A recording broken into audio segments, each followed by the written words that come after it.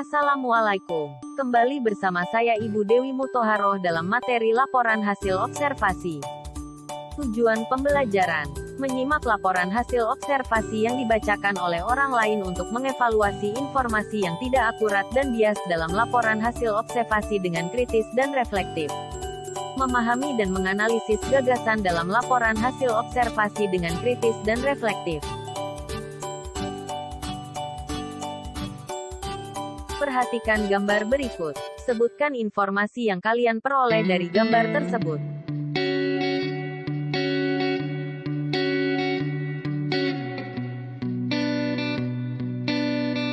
Satu. Mengapa siswa tersebut menggunakan kaca pembesar untuk mengamati serangga di hadapannya? 2. Seandainya siswa pada gambar tidak menggunakan kaca pembesar, apa saja informasi yang masih bisa didapat berkaitan dengan serangga yang diamati? 3. Jika siswa tersebut diminta menuliskan kalimat berdasarkan hasil pengamatannya secara langsung, mana sajakah kalimat yang tepat untuk dituliskan? Serangga ini berukuran sekitar 3 cm. 2. Serangga ini mendesis dan mengeluarkan bau yang menyengat saat sedih. 3. Serangga ini tinggal di padang rumput. 4. Serangga ini sepertinya dapat memakan 4 lembar daun sehari.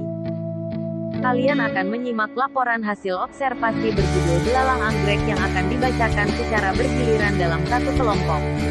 Sebelum menyimak, silakan kalian perhatikan tabel berikut. 1. Tentukan apakah 4 pernyataan berikut benar atau salah. 2. Susunlah potongan-potongan teks Belalang Anggrek menjadi sebuah teks yang utuh. 3. Bandingkanlah prediksi kalian dengan informasi yang didapatkan setelah menyimak. 3. Tulislah bukti informasi yang mendukung kebenaran atau kesalahan pernyataan tersebut. Perhatikan tabel berikut. Jawablah pertanyaan di dalamnya.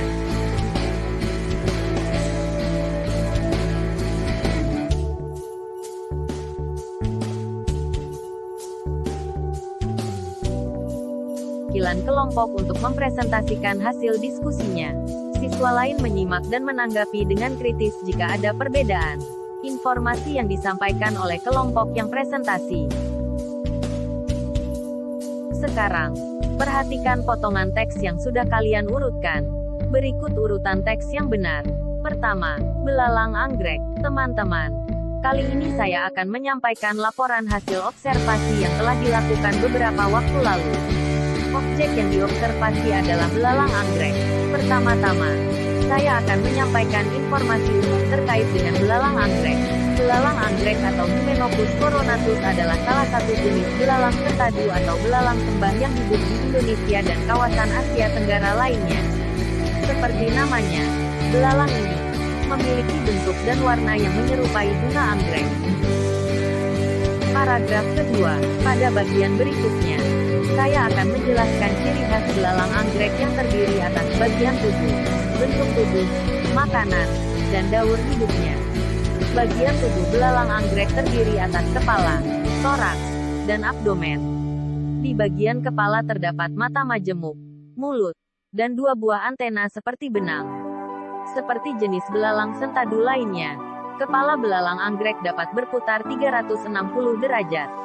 Di bagian toraks terdapat 3 pasang kaki. Kaki depan belalang anggrek yang panjang dan kuat dilengkapi dengan duri dan capit. Belalang anggrek memiliki 2 pasang sayap yang menutupi bagian abdomennya. Sayap depan berfungsi melindungi sayap belakang sehingga teksturnya lebih keras. Paragraf ketiga, ukuran tubuh belalang anggrek berbeda antara jantan dan betina. Panjang tubuh belalang anggrek jantan sekitar 2,5–3 cm. Sedangkan betina 6–7 cm. Tubuh mereka berwarna putih dengan aksen merah muda lembut atau cerah.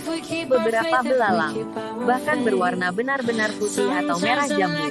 Namun, belalang anggrek dapat mengubah warna tubuhnya dalam hitungan sehari, bergantung pada kondisi lingkungan, seperti kelembapan dan kondisi cahaya. Paragraf keempat, belalang anggrek merupakan predator polifagus atau pemakan beberapa jenis mangsa. Mereka memangsa serangga lain yang bertubuh lebih kecil, seperti jangkrik, capung, lebah, dan lalat. Belalang anggrek menggunakan bentuk dan warna tubuhnya untuk menarik perhatian mangsa. Saat mangsa mendekat, mereka akan menggunakan kaki depannya untuk menangkapnya.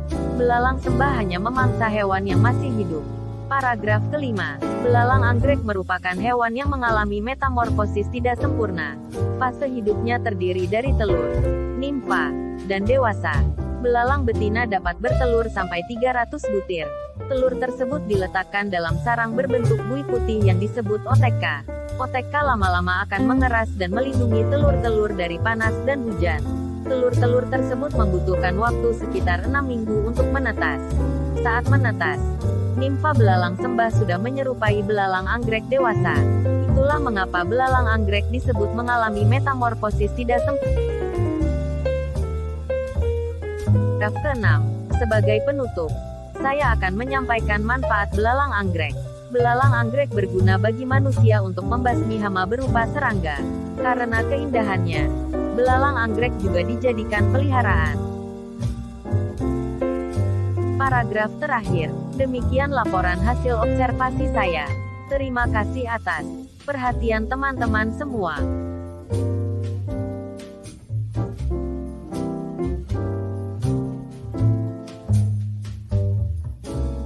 Seri laporan hasil observasi berikut.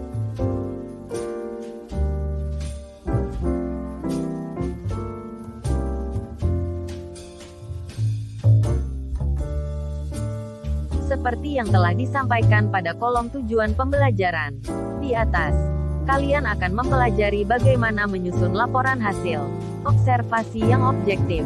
Laporan hasil observasi merupakan teks yang mengungkapkan fakta-fakta. Fakta tersebut didapatkan melalui proses pengamatan. Sebagai jenis teks faktual, laporan hasil observasi harus bersifat objektif. Objektif artinya informasi yang diberikan sesuai dengan data yang diperoleh selama observasi.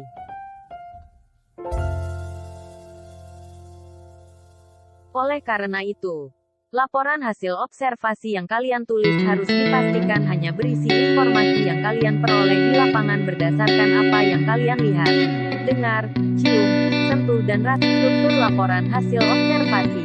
1. Pernyataan umum atau klasifikasi. Bagian ini berisi pembuka atau pengantar hal tentang yang akan disampaikan. Hal umum tentang 2.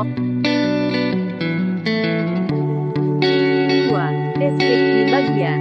Bagian ini berisi penjelasan detail mengenai objek atau bagian-bagian dari objek. Contohnya, jika objek observasi adalah binatang, hal-hal yang dapat dibahas di bagian ini adalah bagian tubuh, pola makan, daur hidup, habitat, kebiasaan unik, GEL. 3. Deskripsi manfaat atau kesimpulan. Bagian ini menjelaskan manfaat objek yang diobservasi, baik bagi manusia maupun bagi alam secara umum. Struktur laporan hasil observasi yang disajikan secara ilmiah. Laporan observasi dapat disajikan baik secara populer maupun ilmiah. Laporan populer memiliki laporan hasil observasi pada umumnya disajikan dalam bentuk karya tulis atau yang lazim disebut dengan makalah.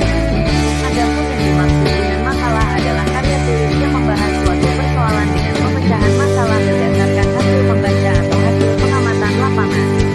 Makalah biasanya disebut atau lokakarya. Makalah sering pula disebut paper, yakni tugas tertulis pada suatu mata pelajaran yang penyusunannya dapat berupa kajian hasil observasi lapangan.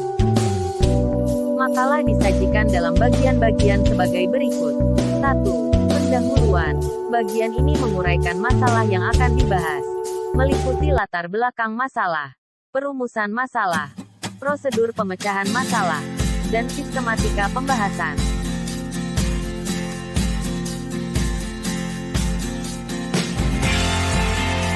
2. Pembahasan.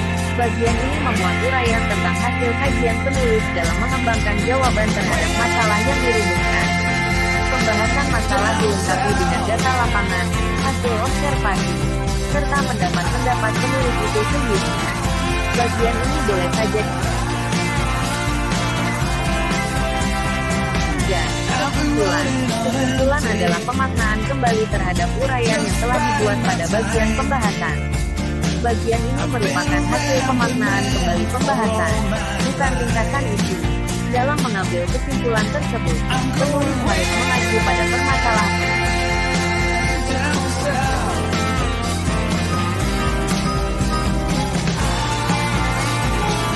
Demikian ulasan materi laporan hasil observasi. Semoga bermanfaat dan selamat belajar.